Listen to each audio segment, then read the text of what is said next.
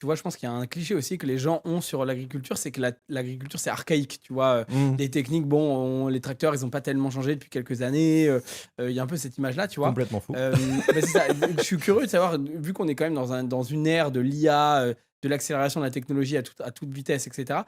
Déjà, vous, est-ce que, question bête, déjà, est-ce que l'IA, elle est utilisée dans l'agriculture ou pas du tout? Alors l'IA est utilisée en agriculture, oui, pour, modéliser des choses. Alors on l'utilise pas si, moi je l'utilise au quotidien, mais dans mes activités encore, je l'utilise aussi parfois pour la ferme, pour réanalyser des dossiers, pour, accompagner des choses parce qu'on est des entrepreneurs, donc voilà. Avant de revenir sur l'IA, qui est peut-être le dernier truc qui est arrivé, GPS, drones et satellites, l'agriculture on utilise plus que l'armée. Ça, on le sait pas, mais nous, on a des trucs de précision, des applications de pointe pour la météo. Nous, notre vie, c'est la météo. Moi, je peux te dire, combien il va tomber là samedi. On sait qu'à partir de 19:00, ça risque de commencer à tomber et ça devient de plus en plus précis et ça, on est adepte de ces choses-là. On utilise des capteurs, des pluviomètres parce que c'est notre boulot. Hem, Par exemple, l'irrigation que je pratique, je sais que combien il va pleuvoir ou combien il pleut pas. Je sais dans mon sol quel est le besoin et donc quelle quantité d'eau je vais devoir apporter à ma plante précisément. Voilà, et ça utilise des modèles de l'IA aussi. Et demain, on va avancer. Je pense que, je me ferai aider, par exemple, pour modéliser.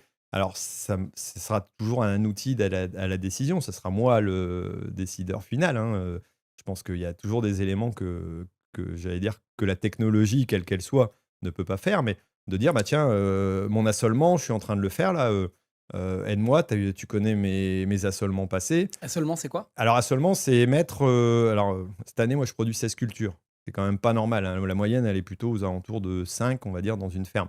Voilà, mais nous, on a des productions bio et conventionnelles, donc on a beaucoup de voilà. Mais c'est dire comment tu mets une culture l'une après l'autre, en fonction de ses dates de récolte, de semis. Un colza, tu le sèmes au mois d'août, tu récoltes, au mois d'août, donc il est très longtemps. Derrière, tu peux ressemer une betterave qui est au printemps, mais tu peux pas semer un colza après une betterave. Tu vas mettre un blé. Il y a des cultures qui supportent des maladies différentes les unes des autres. Il y en a qui se les transmettent parce que c'est les mêmes familles, donc tu les mets pas l'une derrière l'autre.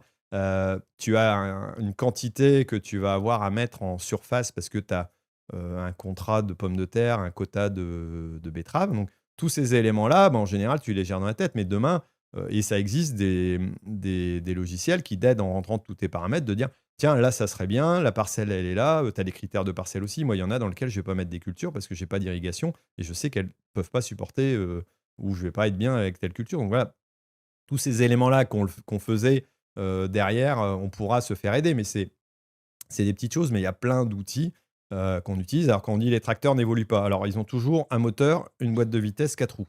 Ce cas-là, depuis, l'après-guerre, ça a pas tellement changé. Mais dans l'intérieur, dans les technologies, dans le confort, alors moi, il y en a qui me disent: «Mais vous avez la clim dans un tracteur?»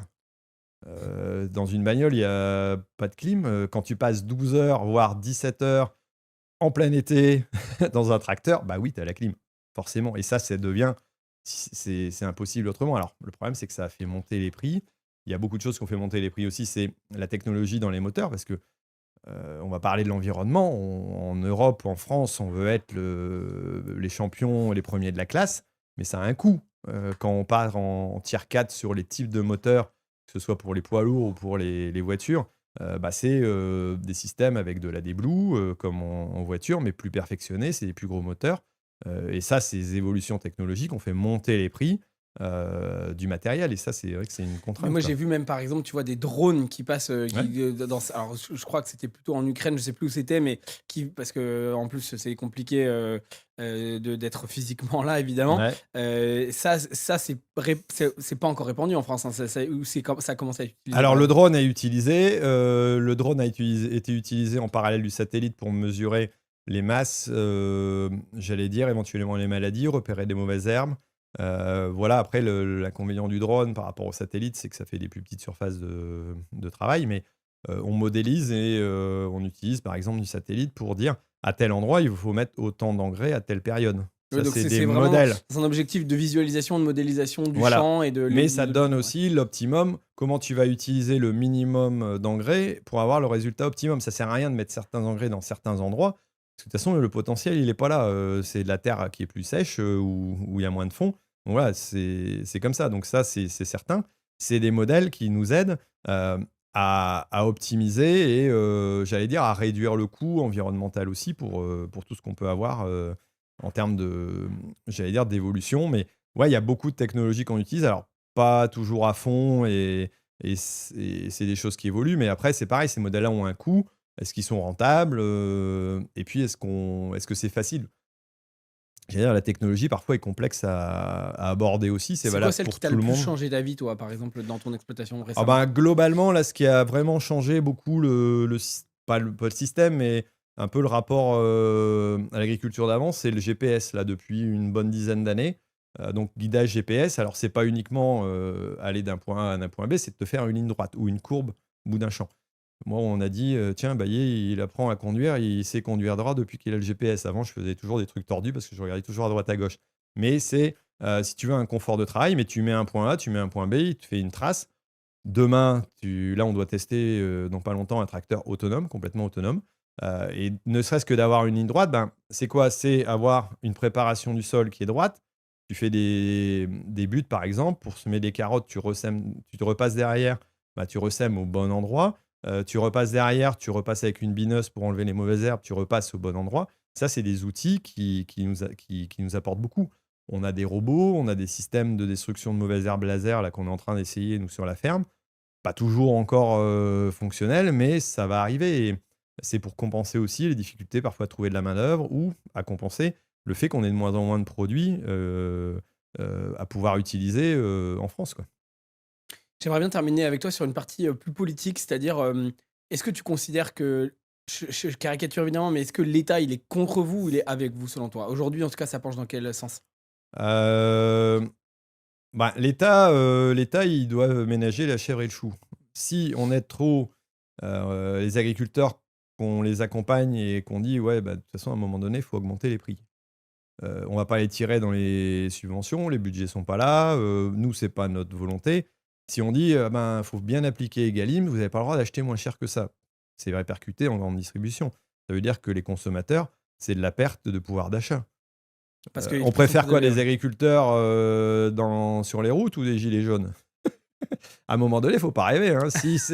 Si on monte les prix et qu'on aide les agriculteurs, voilà, ça va retomber derrière. Moi, ma politique maintenant, c'est de plus en plus de dire, tu peux toujours espérer quelque chose de l'État, mais démerde-toi toi-même à trouver ta solution pour t'en sortir. Parce que faut pas rêver. Je pense pas que l'État soit contre nous, hein, mais il y a plein d'autres choses à gérer. Et même un ministre ou une ministre de l'Agriculture, son pouvoir, il est très restreint, quoi, hein. Si au-dessus, on lui dit non, non, c'est pas la priorité, hop. J'ai l'impression que les ministres de l'Agriculture, dans 99% des cas, ils ne comprennent rien à l'agriculture. C'est vrai ça, non? Ben, c'est l'impression qu'on a un petit peu, ouais. On en a eu un, je parlais de Julien de Normandie dernièrement, qui connaissait son boulot. Il a été là 2 ans. Bon, alors on n'est pas comme l'éducation à choper 8 ministres pendant 2 mandats. On n'en a eu que 5 en agriculture, c'est déjà pas mal quand même. Ça fait une moyenne, voilà. Et non, je le disais tout à l'heure, l'agriculture a un monde spécial, spécifique.